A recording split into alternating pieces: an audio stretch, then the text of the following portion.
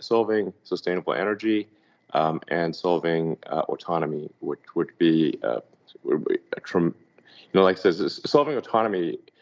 If we're able to have a fleet of several million vehicles that, with a software update, can be potentially worth several times their original value, that will be, if that happens, that will be and I think it will happen. That'll be the biggest asset value increase in history, I think. Thank you. Just on pricing, a lot of pundits talk about pie and losing share or gaining share, but how do you guys look at pricing versus EVs or ICE vehicles, or does that not come into the equation? Sorry to ask about pricing again. Thank you. No, it's really just like, every day we get a daily real-time update of how many cars were ordered yesterday, how many cars were produced yesterday. We must have, if there's a company that's got more real-time data than Tesla, I'm not sure there's any company on earth that has better real-time data than Tesla, except maybe SpaceX, Starlink. So because like we don't have to, for the other car companies, they will make the cars, send them to the dealers, then the dealers will sell the cars, and and then it takes quite a long time for them to get the data back to actually figure out how many cars were sold.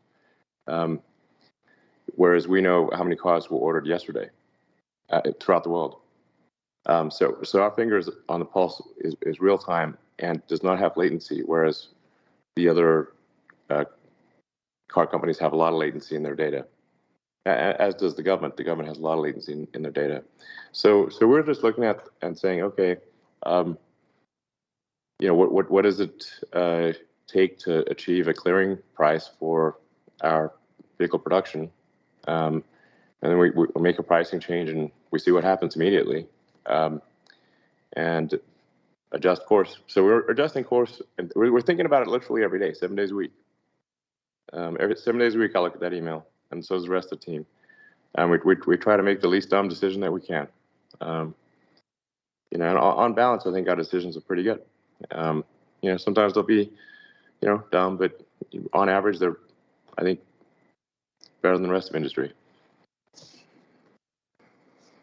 But just to add on the question about EV market share or ICE, this comes up a lot. I think a lot of the public debate is around this concept of EV market share.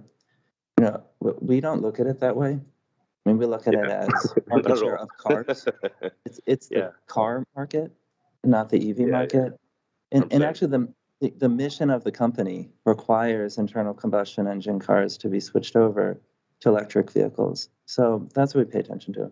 Yeah, I've said that last time too. You guys got to stop looking at it as the EV market. It's how many cars are we selling? Just start looking at it that way.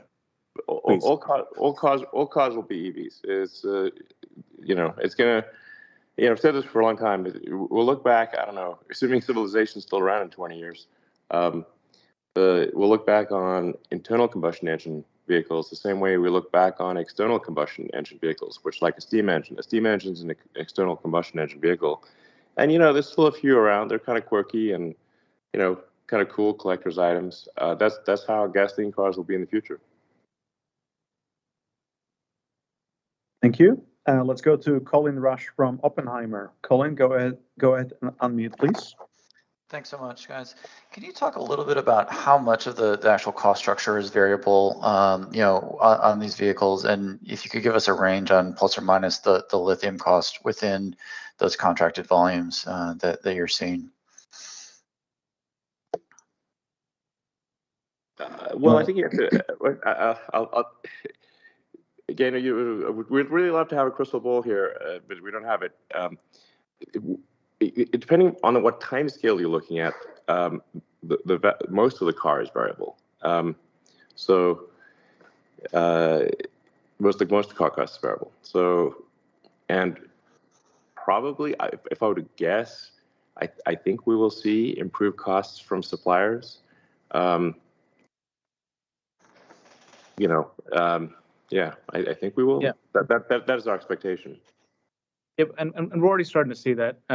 Elon, I think you had mentioned before we anticipated a crash in the lithium prices, and some of that has flowed through by way of lithium carbonate reductions into battery cost. And the same thing will happen with lithium hydroxide.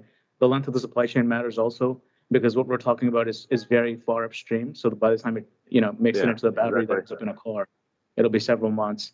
But beyond just the commodity pricing, as Zach mentioned earlier, we're also very focused on other metrics that make production very efficient. So, for example, detention and demurrage, air expedites. I think our air expedites are down 90%. Detention and demurrage is down 93% from the peaks. That can be hundreds of thousands of dollars per vehicle. So we're sort of attacking all vectors and becoming very efficient.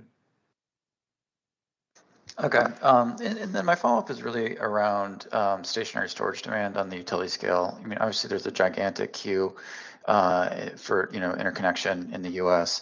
And can you talk about the volume of quotation you're seeing at this point around stationary storage for that renewables queue on a global basis, and how much of that is converting into actual sales?